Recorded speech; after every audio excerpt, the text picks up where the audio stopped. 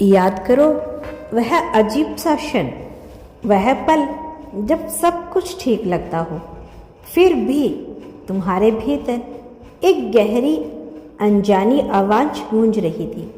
एक ऐसी थकान जो नींद में भी सुकून नहीं देती थी, एक ऐसा बोझ जो हर सुबह तुम्हें थका हुआ, टूटा हुआ और बेचैन महसूस करवाता था। यह कोई साधारण थकान नहीं थी, यह वह पुराना भारीपन से भरा बोझ था जो पीढ़ियों से चला रहा था।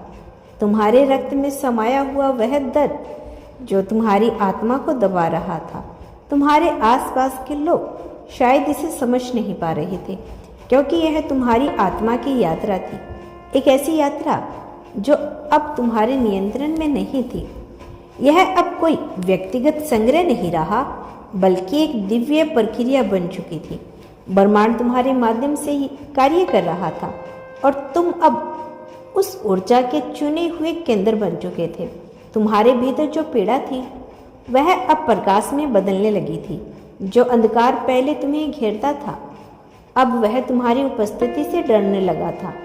अब वही क्षण था जब तुम्हारी हर सांस, हर कदम, हर विचार एक नई लहर पैदा कर रहा था। एक ऐसी ऊर्जा की लहर जो तुम्हारी वंश रेखा को शुद्ध कर रही थी। तुम्हारे पूर्वज जिन्होंने अपने जीवन में असंख्य संग्रह किए, जिन्होंने अपने सपनों को अधूरा छोड़ा, जिन्होंने भय और अपराध में बोध को कैद कर लिया था, वे अब तुम्हारे माध्यम से मुक्त हो रहे हैं। तुम वह सेतु बन चुके थे जो अतीत की जंजीरों को भविष्य की सुंदरता में जोड़ रहा था। और यह सब इसलिए नहीं क्योंकि तुम पर कोई भार था, बल्कि इसलिए कि तुम वह आत्मा हो जो हर बंधन के पार देख सकती हो। जो दर्द तुम्हारे माध्यम से गुजरा, उसने तुम्हें तोड़ा नहीं, उसने तुम्हें तैयार किया। हर बार जब तुम टूटे, तुम्हारे भीतर कुछ और पवित्र जुड़ गया। अब तुम्हारा अस्तित्व केवल तुम्हारा नहीं रहा, तुम एक माध्यम बन गए हो, एक चैनल जिसके जरिए समग्र ब्रह्मांड खुद को अभिव्यक्त कर रहा है। तुम वह शुद्ध ऊर्जा बन चुके हो जो अंधकार में भी अपनी पहचान नहीं खोती। नकारात्मकता ने तुम्हें गिराने की बहुत कोशिश की। उसने तुम्हें रिश्तों के रूप में धोखे भेजे, अवसरों के रूप में भ्रम भेजे और विचारों के रूप में डर भेजा। उसने तुम्हारे मन में आवाज डाली जो कहती थी तुम असफल हो, तुम्हारा रास्ता गलत है, तुम थक चुके हो। लेकिन हर बार जब उसे लगा कि वह जीत गई, तुम्हारे भीतर एक नई शक्ति जागी।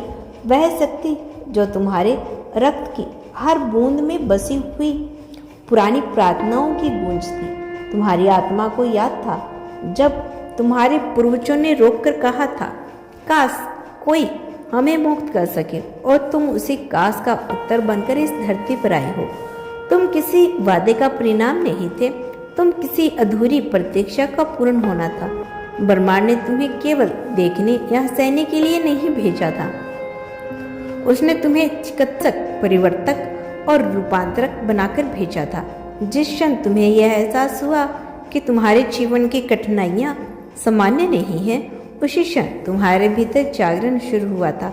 वह आवाज जो तुम्हारे भीतर थी वह तुम्हारी नहीं थी, वह ब्रह्मांड की थी जो कह रही थी, मत डरो, तुम वह हो जो इतिहास बदलने आया है।